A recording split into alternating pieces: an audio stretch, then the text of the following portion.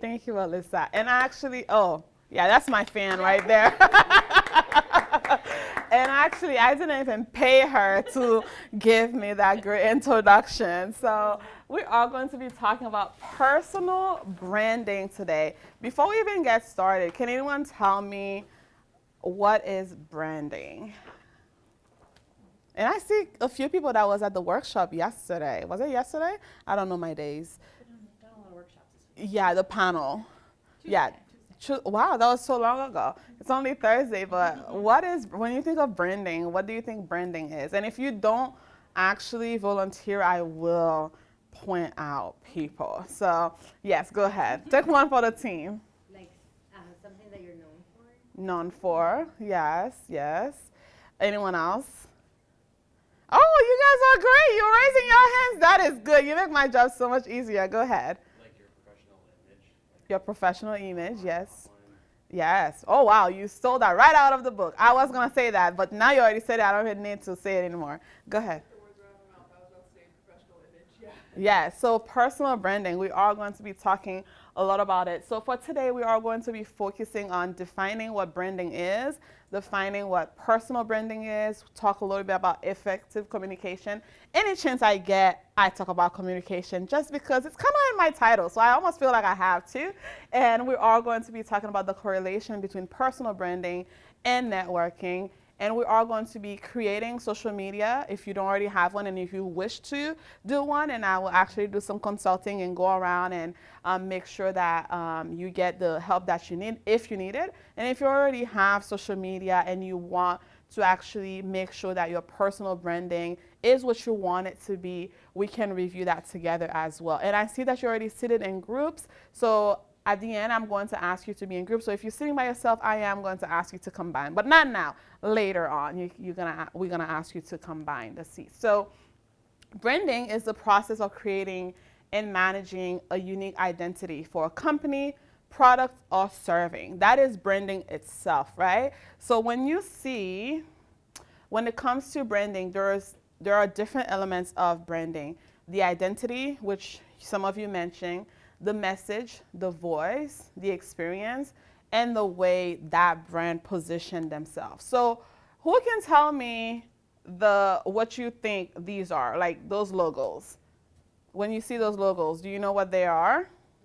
Okay, you can shout them. And I'm not getting paid to actually do any of that for them, but I should probably be getting a discount at those stores. But actually, this is being recorded. I should stop. But who knows who these companies are? You can just shout them.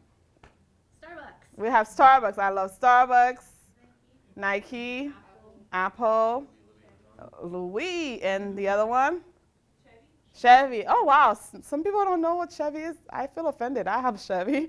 But so how did you know that these were those companies? Bless you. How did you know that was them? There's no names there. How did you know that was them? The logo.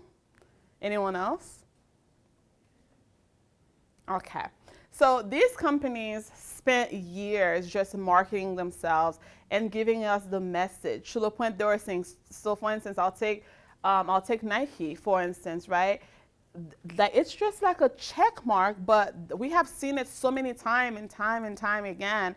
For now, we don't even need the name Nike to know, oh, this is actually Nike. We don't need the name Apple to know this is actually Apple. We don't actually need to know this is Louis, right? Because we've been seeing that so much.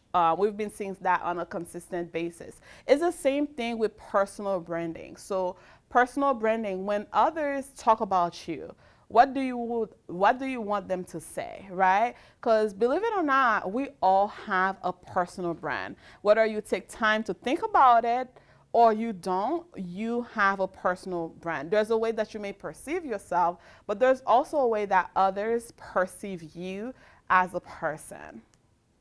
And personal branding is really the practice of marketing and promoting yourself as a brand. It involves intentionally crafting and managing your public image, reputation and the way you present yourself to the world, whether online and offline. My friend over there already said that last part. And when you think about that, you may think, oh, this is for public figures. These are for people that are super, super important. No, this is actually for everyone because all of you are important. All of you have an image actually that you manage. And whatever that image you want to present to others, I'm not here to tell you what the image should be, but I'm here to help you know how do you actually present the image that you want to present to the world? Because it could be whatever you want it to be, but you have to pay attention to it.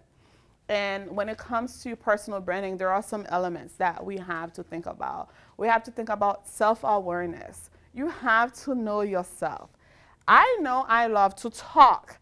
This is something that will not change, right? That's why my colleagues love me so much and they love when I come to their offices, right? Because I make them not work. We actually do our jobs, right? But that is something about me. That is part of my brand. If I'm not talking, this is so off brand for me to not actually be talking, right? So you have to know yourself. You have to know key things about yourself. Your online presence. I don't know if you know this, but a lot of employers actually look at social media before they hire you. And whether what you have on there is something you want your employer to see or not, some employers actually do that. So you want to make sure that you are watching what you put online. And communication, you want to make sure that you're communicating who you are very clearly in every single room you are in. So if I met you and you presented yourself to me in one way, and you met my colleague Val, and you presented yourself to her in a different way, and you met my colleague Alyssa, and you presented yourself to her in a total different way, we just met 3 different people, right? So you want to make sure that you are staying consistent with your personal brand, and you want to be as authentic as possible. There are so many people trying to be like so many other people. There's only one you in this world. I don't know if you've ever thought about this. There is no other person like you, and that is a great thing. There is no one else that talk like you do, that walk like you do, that dress like you do, that do the things the way you do them. That is actually a very, very good thing. I know we can aspire to be like other people. We can aspire to do certain things other people do. We can look up to people. But we should never change who we are at the core because we want to be as authentic as possible. And believe it or not, when you are authentic, that helps you to stand out. That helps you when you are being your best self, that helps you to stand out. And actually being anyone else, that is a little overwhelming because you have to put on a face all the time. But when you're just you don't have to think about who you need to be because you are just being you all the time. And when we think about personal branding, one of the things I want you to start thinking about is what are your core values? Do you have core values? Do you want to have core values? Or maybe you have them, but you never define them as core values. What are your strengths? I think sometimes we focus a lot on our weaknesses. We focus a lot on the things that I want to be that, I want to do that, I want to do that. But what about the things you're already great at, right? Can we focus on that? What are your strengths? And what makes you you? You are unique. We all have things in common in this room. We all have UNLV in common. We all have the grad college in common. And after today, we all will have been taking this workshop together. So we all have these things in common. But what makes you you? Yes, you are a student, you are a grad student, maybe you're a master's student, doctorate student, but you have something that is unique about you. And that is one of the things that we want to lean in because that is part of your personal brand. And what is your purpose in this life? I don't mean to get deep, but what is your purpose in this life? What do you feel like you were actually born to do? And let's focus on that.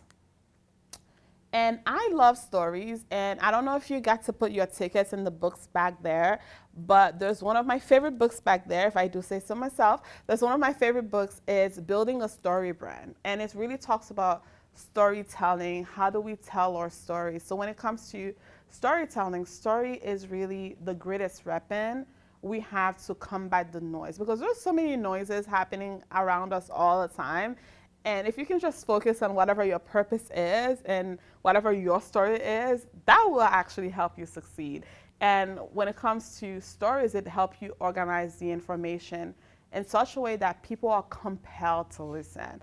If you're telling someone your story, how do you pull them in so that they pay attention to what you are saying? And actually, they want to listen to your story. How do you write that narrative? Because all of you have amazing story. Can I take you as an example, Renee?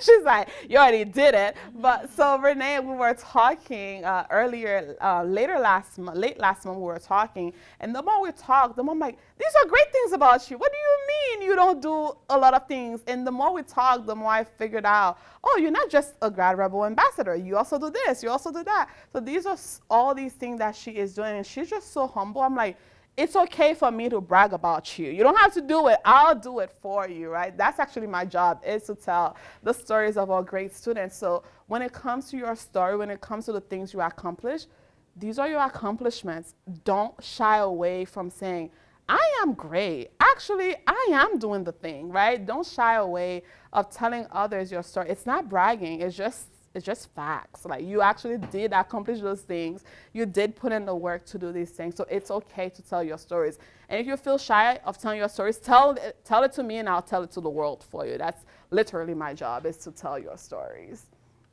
And when it comes to networking and personal branding, those kind of like go hand in hand. So who can tell me what networking is? Oh, I was actually going to call on you, so I'm glad you actually raised your hand. Go ahead. Like building connections with, Yeah. Yes, building connection. Building connection, yes, that's essentially what networking is. And networking really matters because when it comes to your personal brand and networking, it matters because you build professional relationships. That's how you build professional relationships. And after this workshop, we actually have a networking mixer. We want you to stay afterwards. We don't want you to just go home. We want you to stay and get to know each other. If you know the person next to you because you came together, don't talk to them at the mixer. Talk to someone else at the mixer because you already know them. You can make a new friend. I'm so sorry. She already knows. She has to talk to someone else, right? So we want to make sure that we are building connection. And another reason networking matters is access to resources and opportunities, right? When you get to know people, it doesn't have to be someone at the administrative level. It could be a student, right? A student can tell you about things that are happening that you did not know. One of my first job in college, I got it because of one of my friends, because she was working at the financial aid office and one student was graduating and they were getting ready to actually post the position. And she was like, hey, Diane, I know you're looking for a job. We have a student that's graduating and we're about to post the position. You should apply. And when she told me, I applied and I came by her job and talked to the advisor at that time. And I ended up getting the job. Maybe I would have still gotten the job by just applying, but the fact that I knew the position was posted and she told me about it, that actually helped me to get that job at that time. So when it comes to access to resources and opportunity, you want to make sure that you're also paying it forward. When you know about something that your peers may not know about, you want to make sure that you are telling them, hey, I know about this great resource that you may not know about, and I want to tell you about it. And also skill development. When it comes to networking, you're not going to be, if this is your first time doing it, it's not going to be perfect the first time you do it. It's one of these things, the more you do it, the better you get at it. And what better way to start than among students? Because everyone is a student here, right? Well, besides my colleagues over here, right? Everyone is a student? Yes. That's a perfect way to start networking and building relationship. It's just like making friends, but at a professional level. And when it comes to networking, we want to make sure that you know yourself, because there are people that are extroverted that can talk for hours. I'm one of them, right? And there are people that want to stay to themselves and sit at the furthest seat possible and don't talk to anybody, right? That's also okay. But when it comes to networking, you know yourself, and sometimes you just have to go outside of your comfort zone just a little bit, right? And you want to make sure you have a 1-minute pitch available, otherwise called an elevator pitch. How many of you have an elevator pitch? Oh, okay, I'm gonna ask you to hear it afterwards. So she's like, oh, not really. So you wanna make sure that you have a 1 minute pitch ready whenever you're going to networking events. And I like to say for longer networking events, based on where you are in your career right now, a 3 to 5 minute pitch will be something that I would ask to have as well. And really what that is, it's just you sharing who you are, what you do, and what your purpose is, right? That is what essentially should be in your pitch. And be on your A game all the time whenever you're going to networking events, meeting people, because every single conversation is an interview.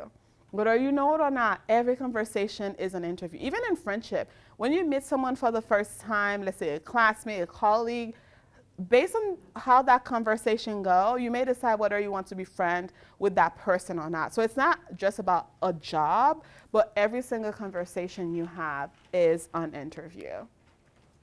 And we have to talk about interviews because although we would love to have you here at the grad college, we know at some point you're gonna go into bigger and better things, right? So when it comes to personal branding and job interviews, you want to make sure that you are showing up as yourself, but showing up as yourself in the most professional way.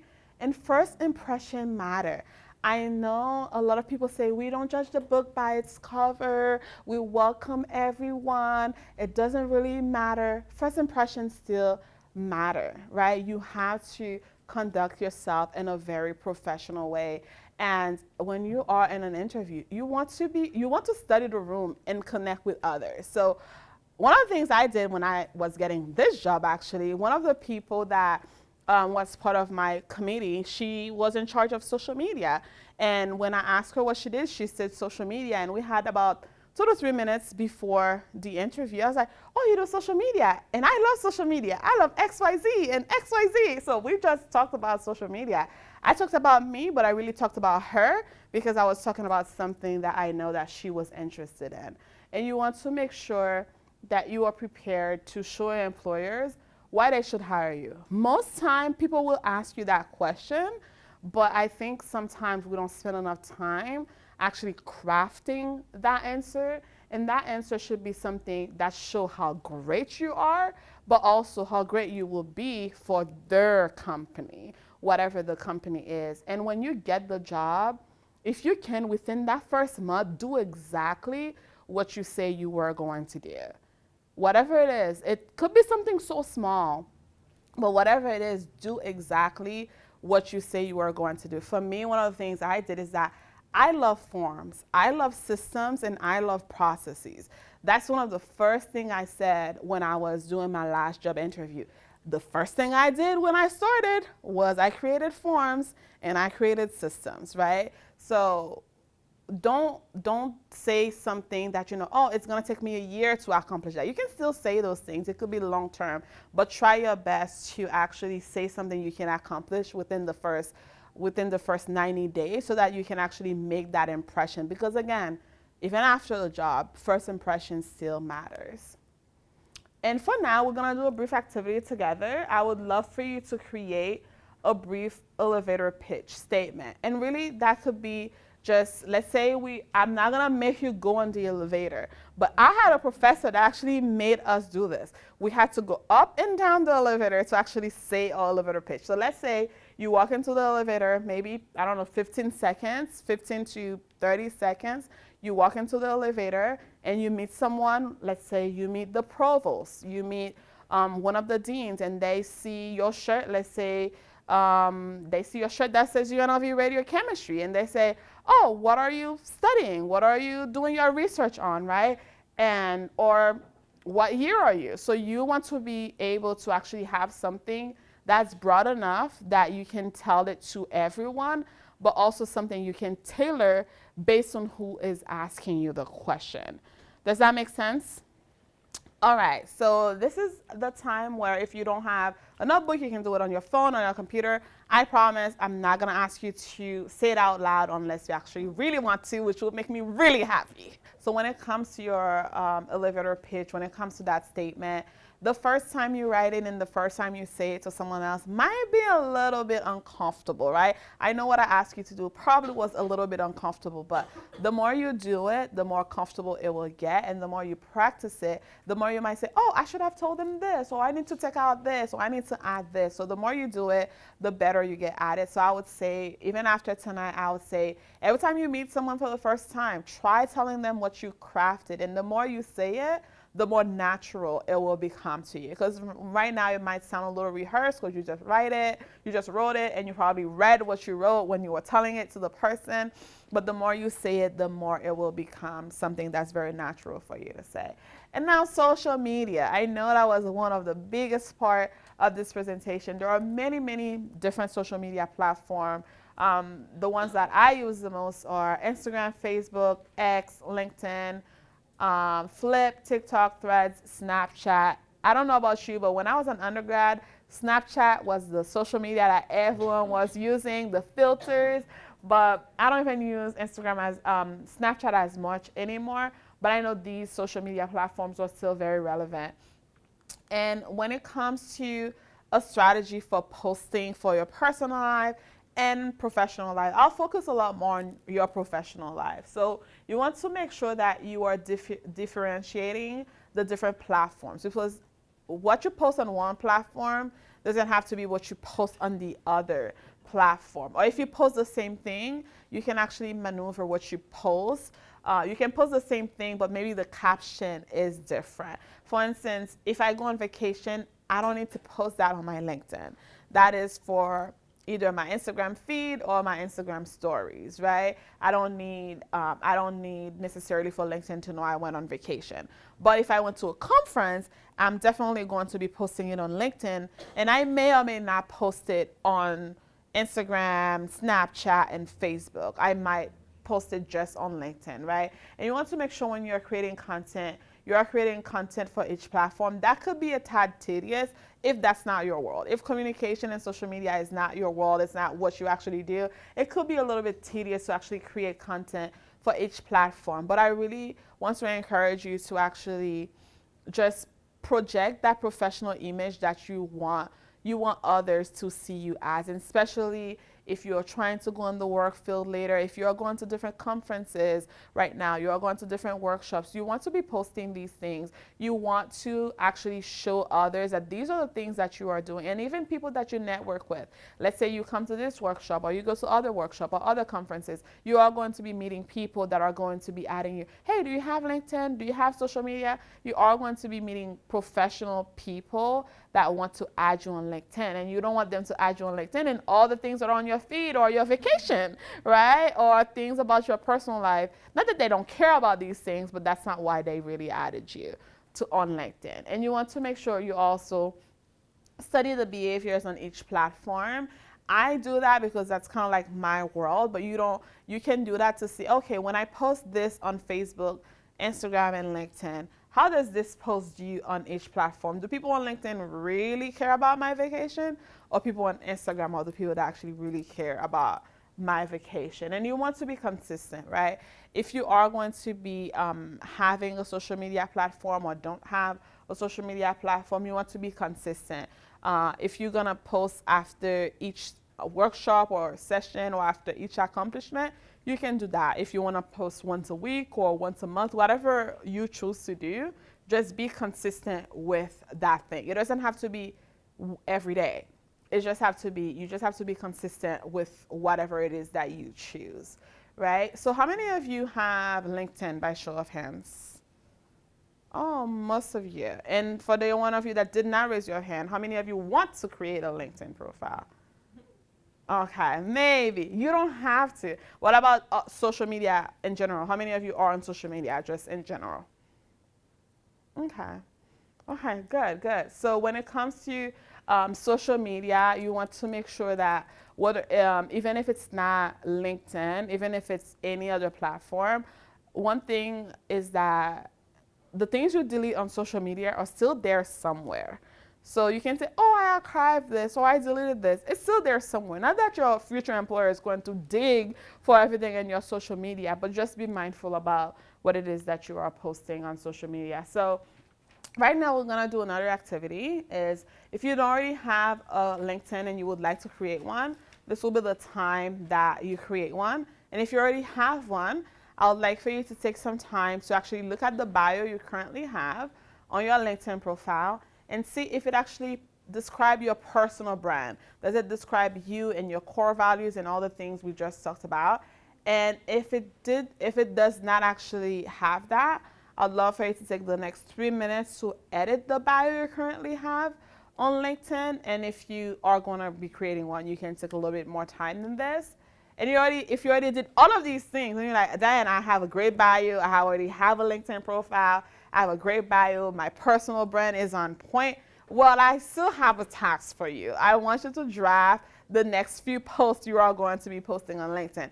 And this workshop could actually even be a post. Like you can post something about you attending this workshop, about, I hope you learned something, about a thing or two that you learned in this workshop, or just about something that you're looking forward to do. When it comes to this, you can spin it any way that you want. You can take a picture of yourself to show that you came to this workshop. It could be a selfie. You can ask someone to take a picture. It's not going to be weird at all. Just ask somebody to take a picture of you. Or you can just ask me and I'll come over and take the picture of you, right? So you can take a picture of yourself to post that on LinkedIn, or you can even actually take a picture of the PowerPoint screen to post that.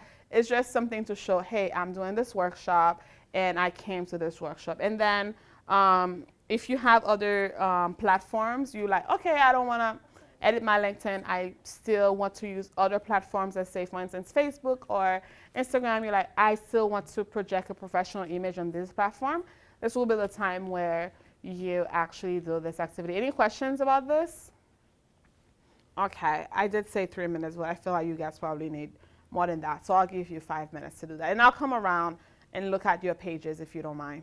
But just to bring it all in together, you want to make sure that whatever your message is, whether it's on your about section on your LinkedIn, whether it's on the headline of the LinkedIn, you want to make sure that your message is clear, because the clearest message will always win. And that actually is a quote from one of the books back there, Building a Story Brand. I really hope whoever really wants to build a story brand win that book, because it's really, really, really, really good.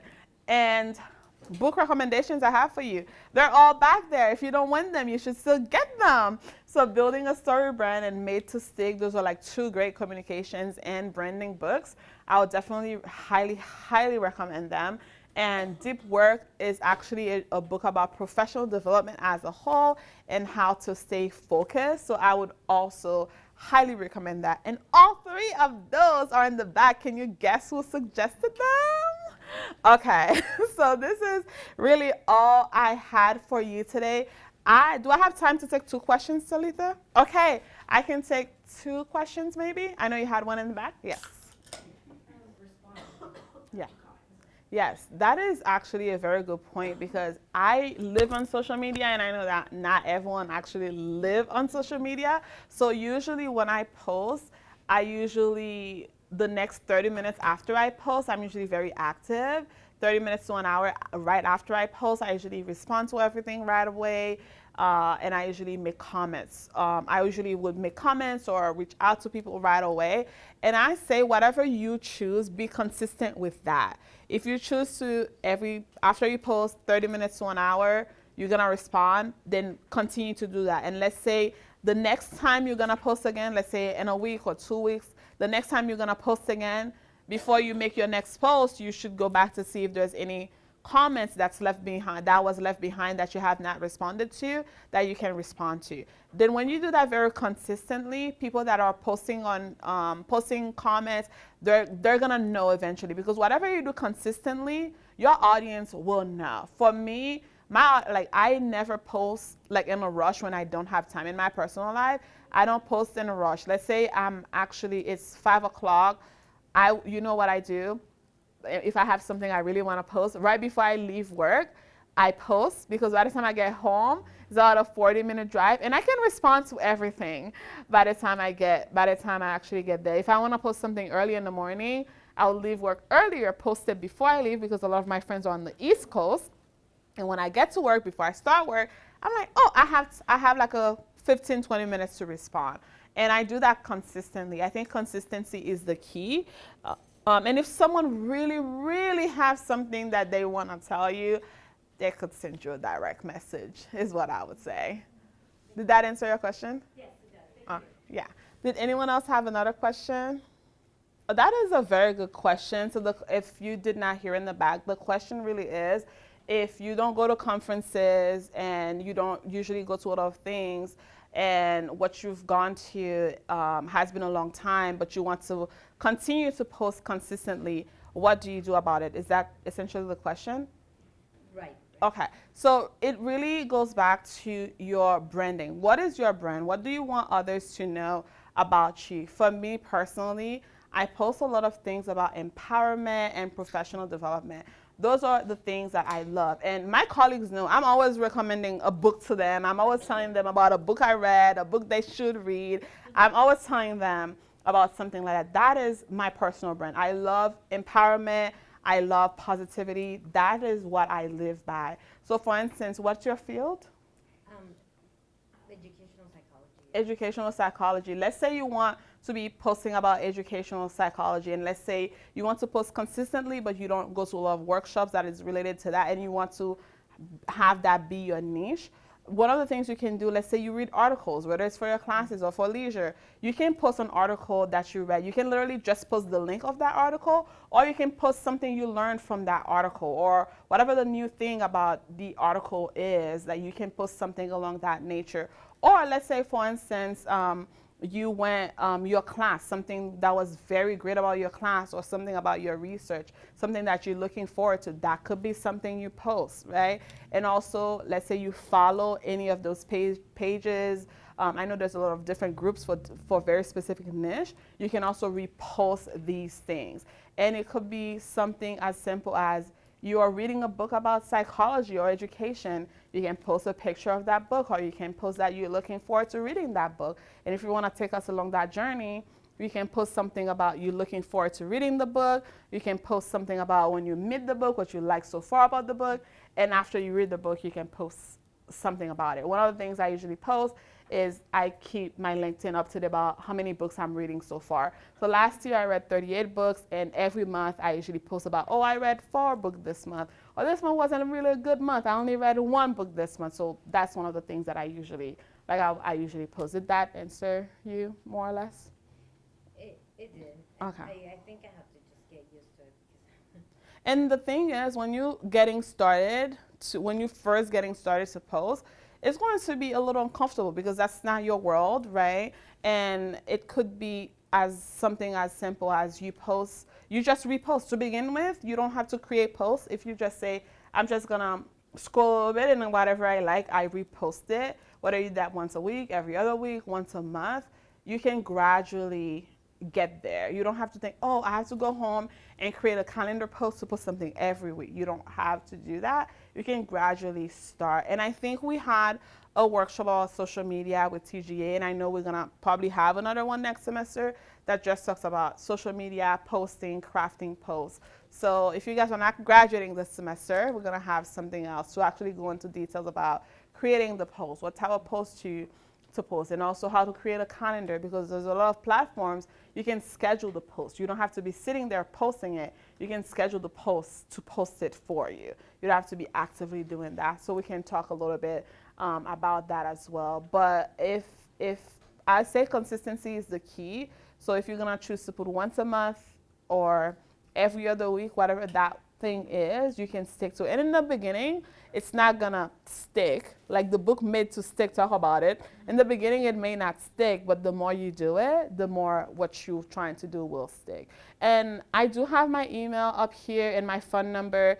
If you have any questions about anything, social media, branding, personal branding related, feel free to send me an email, and I'm more than happy to reach back out to you and I hope I have an answer for you.